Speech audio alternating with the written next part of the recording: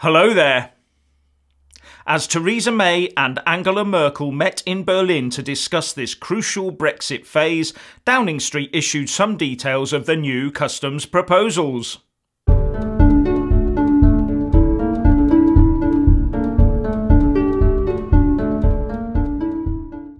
While the German Chancellor, for now, Angela Merkel, told the UK Prime Minister that a political structure for the future UK-EU relations needed to be sorted out by October, some of the details of the new third-way proposed customs arrangement were being set out by Number 10. Basically, the solution would be technology-based, with the UK free to set its own trade deals and tariffs, but any products passing through the UK on their way to the EU would have EU tariffs applied, and that money would then be passed on to the EU. The system will be ready and partially available by 2020, but not fully operational until the next planned general election in 2022, reports the BBC. There are unconfirmed reports that David Davis has already said that this plan is unworkable. But one source told the BBC that the PM and the Brexit Secretary were working closely together on what will be presented to Cabinet at Chequers tomorrow. And as that Crunch Chequers Brexit body bag summit approaches, we suddenly see a lot of business doom and gloom being bandied about on the interweb and the mainstream media, as Remain backers see yet another opportunity to try and force a soft or non-existent Brexit on us by convincing our ministers that they have to cave in. Now, if you remember, this is the same sort of thing delivered in the same heartfelt sort of way that we saw when these same sort of people wanted us in the Euro and also wanted a Remain vote in the run-up to the EU referendum. So I'm wondering why these people don't maybe think that we're entitled to look at this and view it as yet another cry of wolf. Anyway, the Office for National Statistics has issued its Economic Wellbeing Assessment for the first quarter of 2018 and says that GDP per head increased by 0.5% compared to Q1 last year.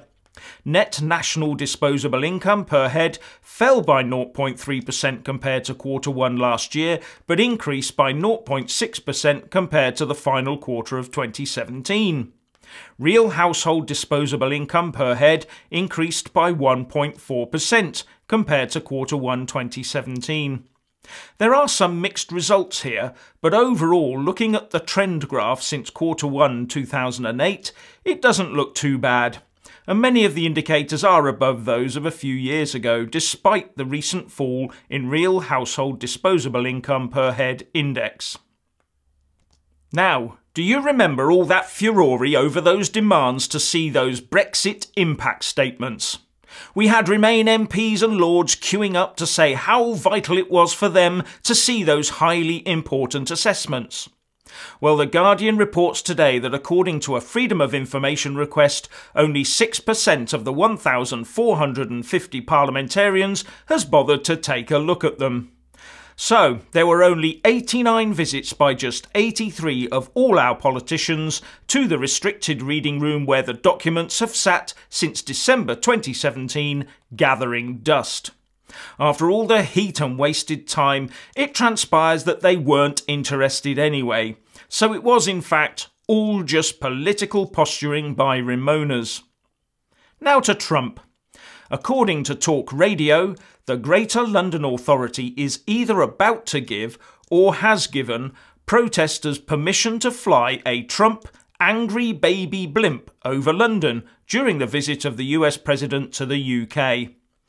Nationally embarrassing, but highly predictable.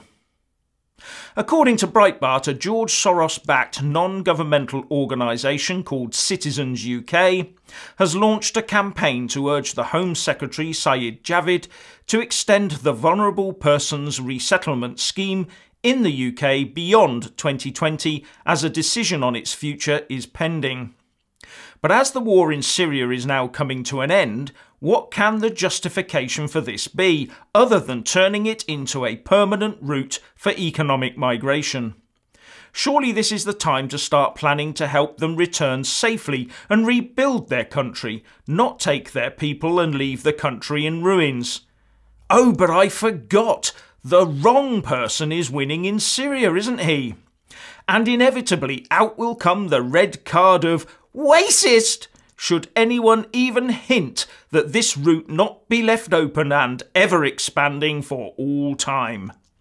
Finally, in good news for internet freedoms, the EU Copyright Directive, which contains the Article 11 paying for linking to news sources and the Article 13 requirement for all uploaded material to be checked for copyright infringement prior to publication, has hit the buffers in the European Parliament, despite being voted through earlier by an EU Parliament committee. The proposal was voted down in plenary by a majority of 318 MPs to 278, with 21 abstentions.